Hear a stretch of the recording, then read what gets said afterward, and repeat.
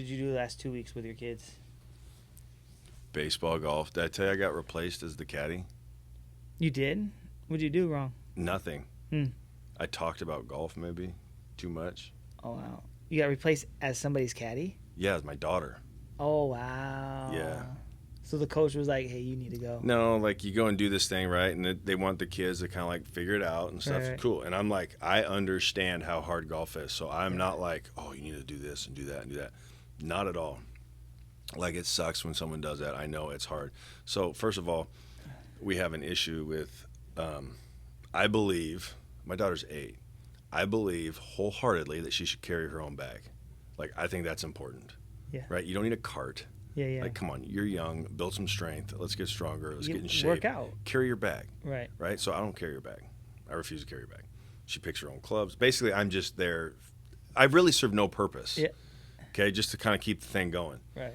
Well, like after like the 4th or 5th hole, she like topped a couple balls, and you could just tell she wasn't like really plugged in and not really like, she just like wasn't really into it, you know?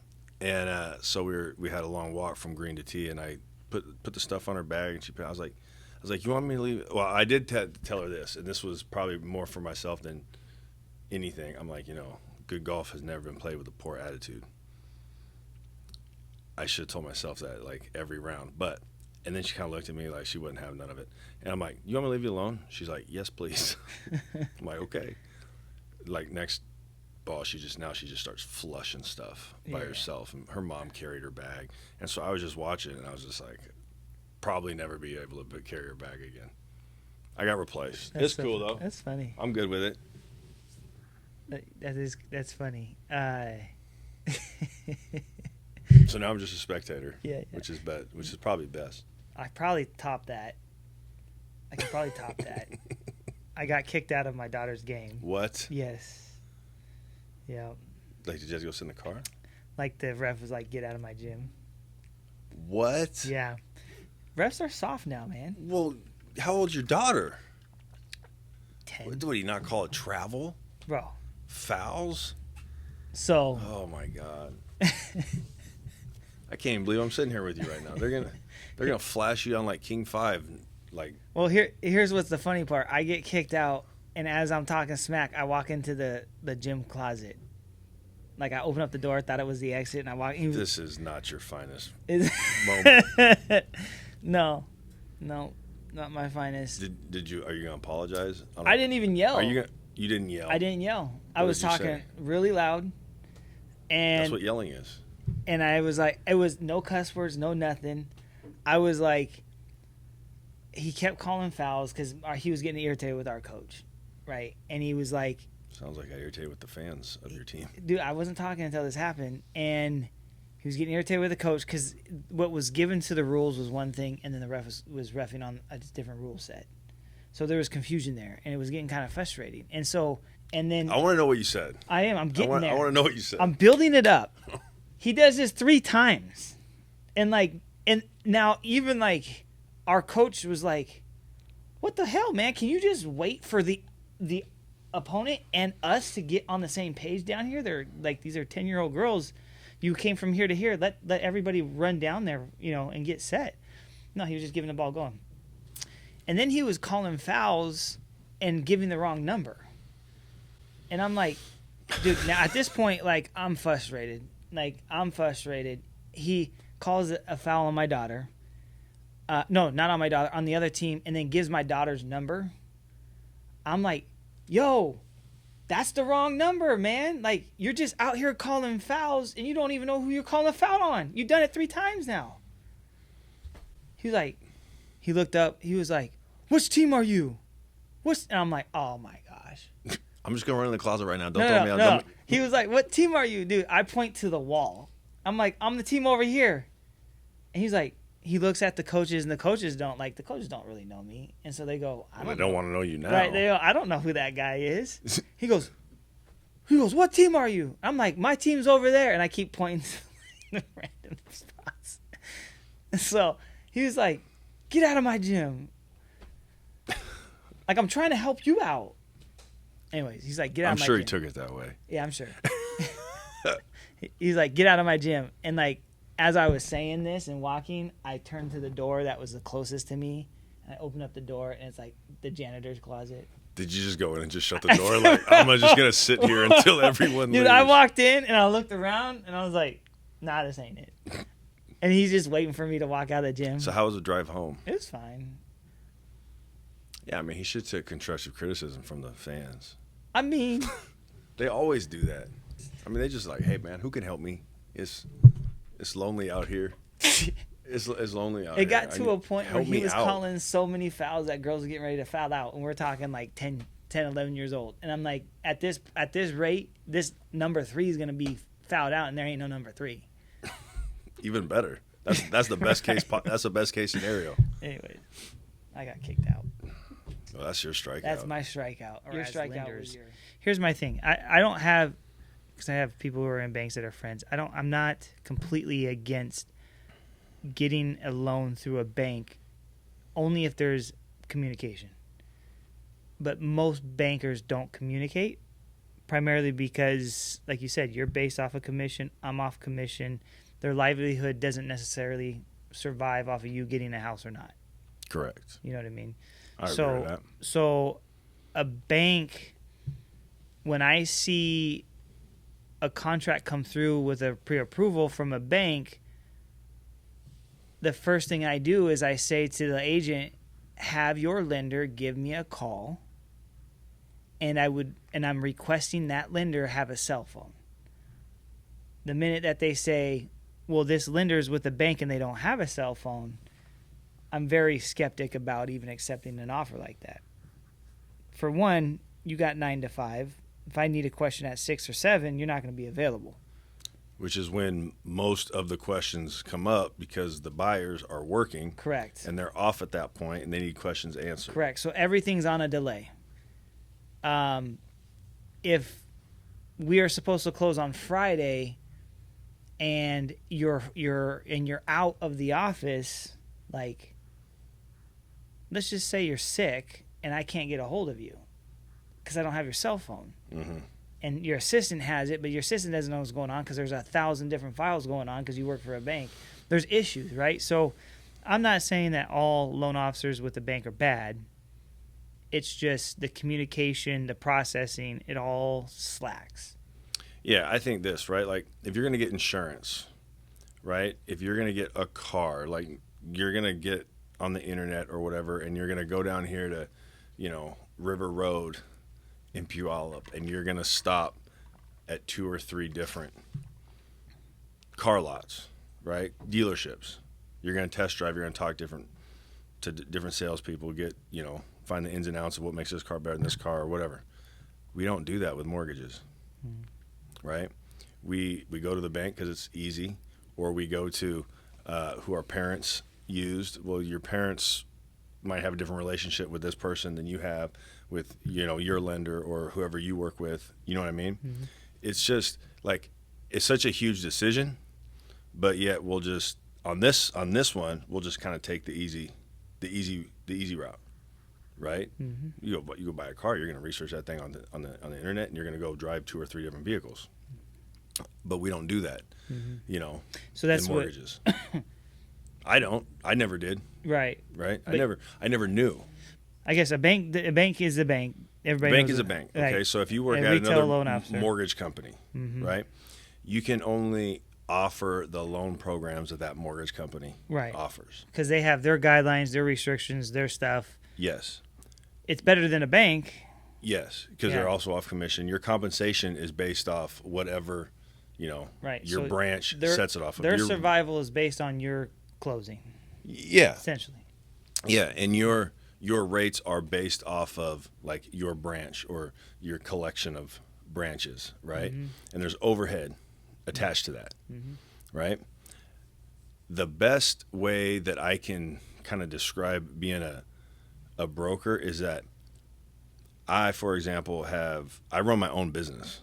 Within reason, I have my own rates on what I'm willing to make, where I'm willing to shop it, there used to be a saying, you can have the best rate or close fast, but you can't have both. Mm-hmm. It's not really true anymore in my world, right? Because I shop to other banks and other investors and other mortgage companies that they get paid off commission as well. So now we're all on the same team, right? And everyone wants to get paid. I can have more control over my commission, right? Like, you know, like that instance that we just talked about. Hey, you know, and everyone does this, right? I want to get pre-approved for the most that I can, right? Let's say that's $600,000 with this amount down and this rate. Well, that's very top, right? What if rates change an eighth?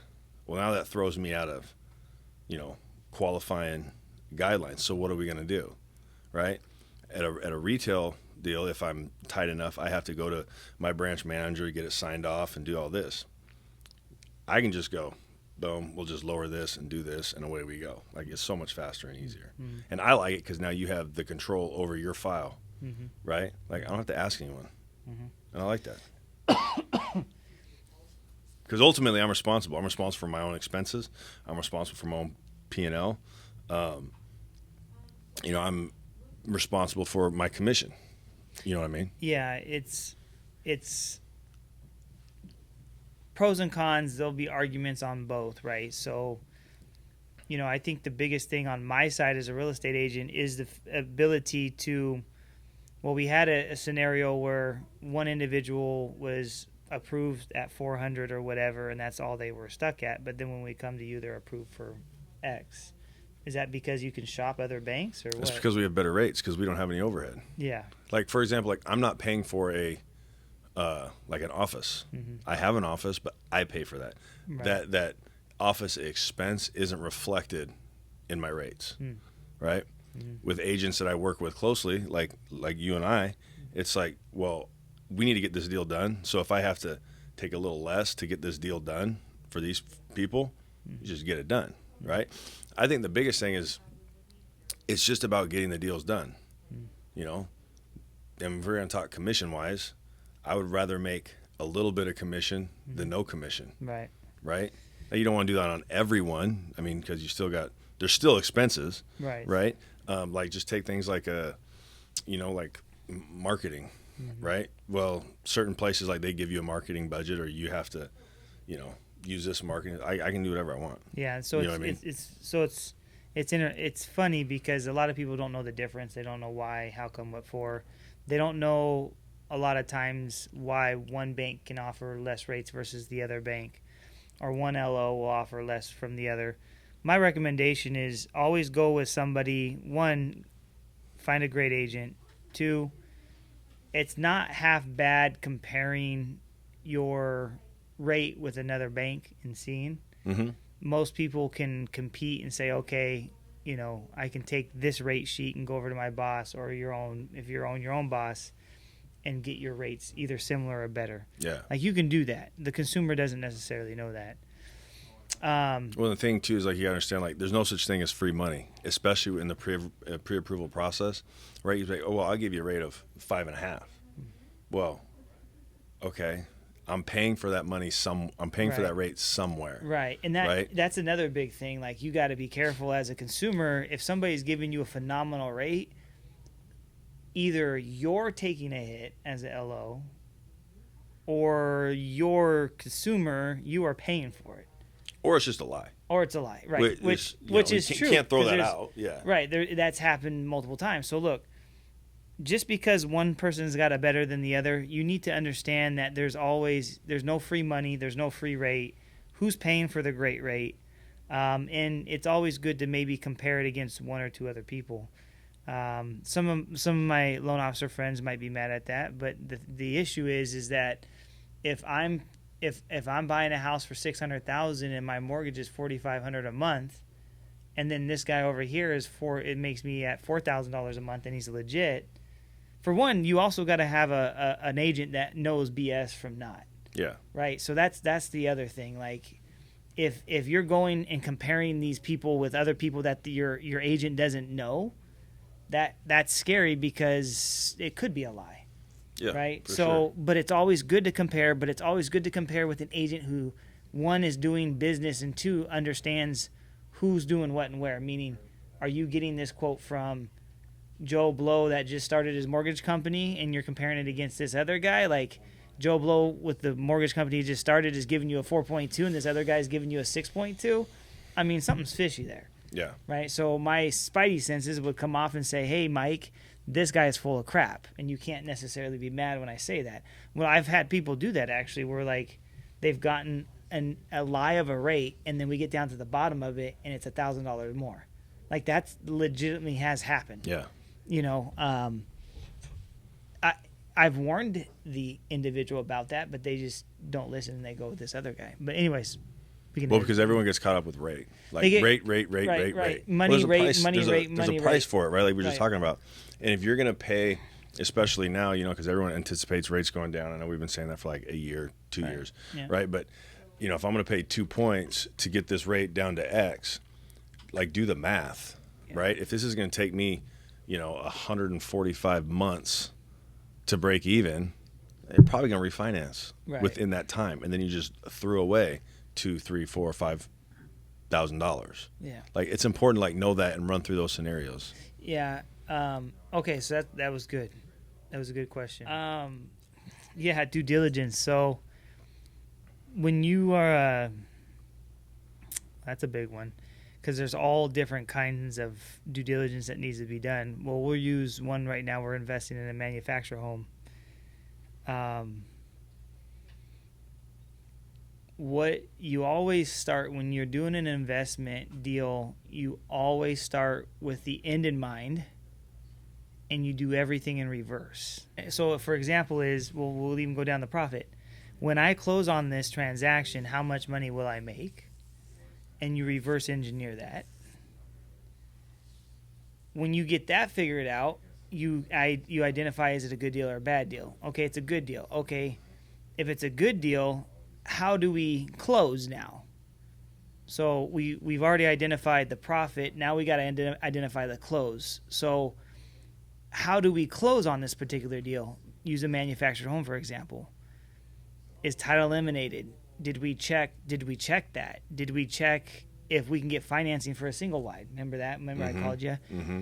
Can we get to the very end of the transaction, and how do we need to do that?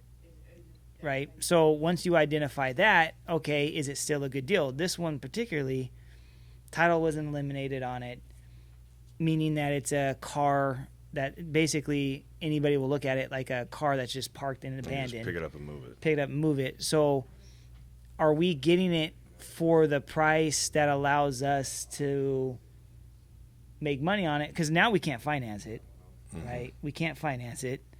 So did we pick it up for a price where somebody would come in and deliver $120,000, and if they live 100 and they buy it for 120, did we buy it at the right price? Does that make sense? Totally. So like the due diligent process goes from the end in mind, and you reverse everything down from that.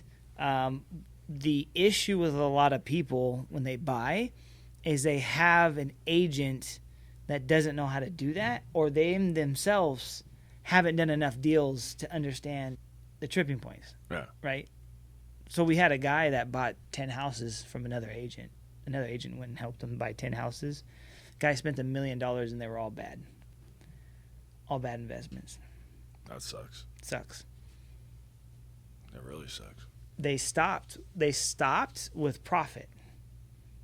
I can make this much profit if I buy it for this price. But they didn't identify how to get there. They didn't identify, oh my gosh, well, for me to do all this work, I have to do this. Yeah. And for me to do this, I have to go to the county to get permits.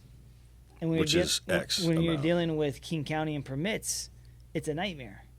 Those take 6 months to a year for the things that needed to happen. So then at that point, you didn't take that in consideration with your profits. Yeah. You know what I'm saying? So like due diligence is very important, but you also need to know and have somebody there that has done it before. Anyways. I think, like you were saying, like you got to be really conservative with those numbers too. You don't want to run them off best case scenario. Worst case always. Always worst case. Yeah. And like do the best you can in finding out that information, but also you have to be willing just to jump right, and do it. You know what I mean? Yeah. You do the best you can in, covering all your bases, but at the end of the day, it's still an investment. You got to be willing to play the game, and if you're going to play the game, you got to be willing to lose. Right. So a lot of people get what's called paralysis by analysis. Mm-hmm. So you're over analyzing certain things. Yeah. To a point to where you never do the deal. Yeah. Right. And you're never going to learn unless you do deals. Right. Like, you don't learn how to do loans by taking the class. You got to do loans. You never sell homes by, very true. And it's also about who's in your court too, right? So like I've been doing this for 13 years, but they've been doing manufactured homes for many more years, 20 years. And so I'm doing a deal with somebody and splitting my money that I could make all myself with somebody that knows how to do manufactured homes. So then you minimize your risk, right? Did that bore you with that? No, I just took a deep breath in my nose. I was like, oh my God. I'm trying to keep it in like. So long story short, get everybody in your court that knows how to do stuff. Like, come to us, hang out. Just if you get a deal, bring it up to people. You know what I mean? If the deal's good, people are going to want to partner with you. Oh, for sure. So if nobody's partnering with you, then it's kind of like maybe the deal's not so good. That's good. That's a good way to vet it. You know what I mean? Yeah. Like if you really want to get involved with it, find a deal and then go come to me or come to somebody that's making money in this business flipping houses and then see if they jump on it with you. If they jump on it with you, then you can be like, I'll think about it. Yeah. The price just went up. Right. Anyways, good question.